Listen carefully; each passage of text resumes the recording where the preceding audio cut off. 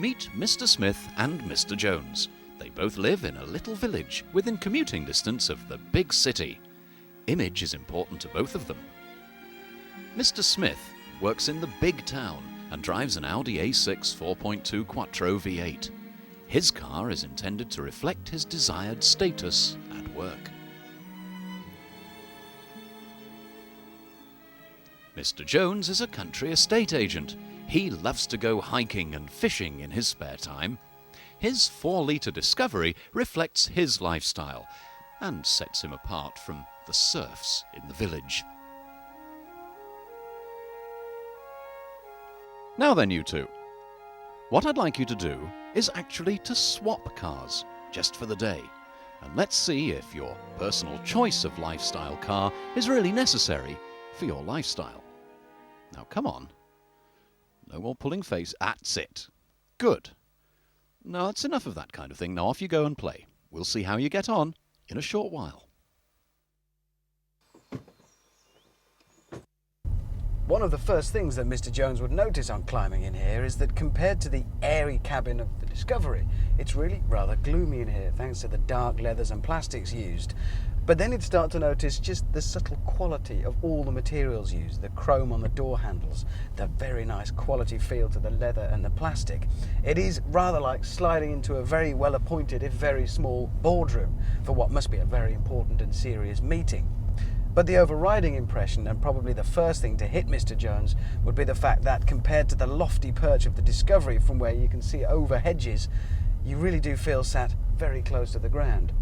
Obviously, to drive, the A6 is a completely different prospect. No matter how good the engineering that's gone in to make the Discovery as close to a road car as possible, it's never going to be a match for the kind of low, wide stance of a car like this and the development work that's gone into that suspension. It really is a very different driving proposition. It uses its V8 very, very differently. Applying the power, yes, through 4 wheels, but in a very different way. It's a much more sporty drive. It's much happier belting along either country roads or motorways, but particularly big motorways. Well, having rid myself of the constraints of a jacket and tie, the first thing that Mr. Smith notices on stepping into the Discovery is that, of course, it's higher. It also feels a lot roomier, a lot airier, a lot lighter. The fabric and trim all round is more brighter than the sombre Audi. It's very comfortable. You can see this as a cruiser on the motorway doing 90 or so. It's almost an armchair on wheels put on cruise control, and it's great. And of course you have this high-up driving position that you just don't get with the Audi. Performance-wise, it's not bad. It can nip quite easily through this 5-speed gearbox. Handling, though, is another matter. Try and push this hard down country lanes like the Audi, and you may come unstuck. Not surprisingly, our Mr. Jones enjoys a spot of hunting, shooting and fishing, and he'd be relieved to find that there's more than enough room in the boot of this A6 for all of his kit. There's even a little guard to keep the gun dog at bay.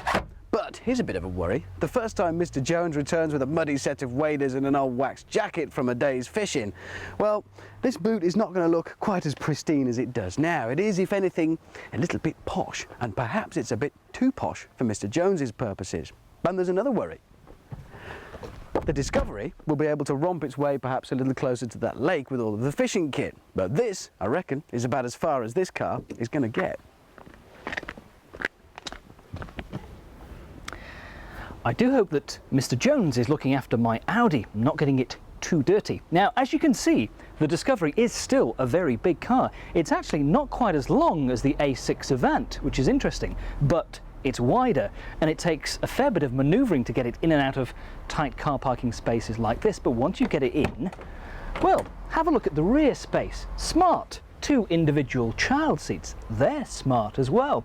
I just wonder whether perhaps this Discovery has the same sort of image that the Audi does, whether it's maybe a bit more down market, dare I say, than the Audi. Perhaps if you want a 4x4, the Range Rover will be the one to go for over the A6 Avant.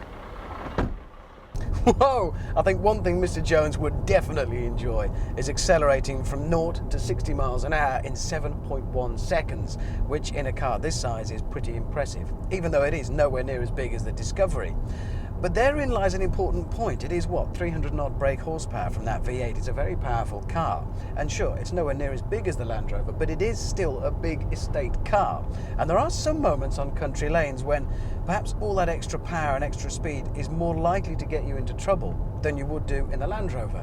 You're going to be going faster than this on occasions, and there are moments when I certainly wouldn't like to meet a tractor coming the other way. Having said all of that, it is still a very enjoyable thing to drive, and I think Mr. Jones would rather enjoy that extra turn of speed and that ability to go just that little bit faster. After all, who doesn't enjoy a bit of extra speed?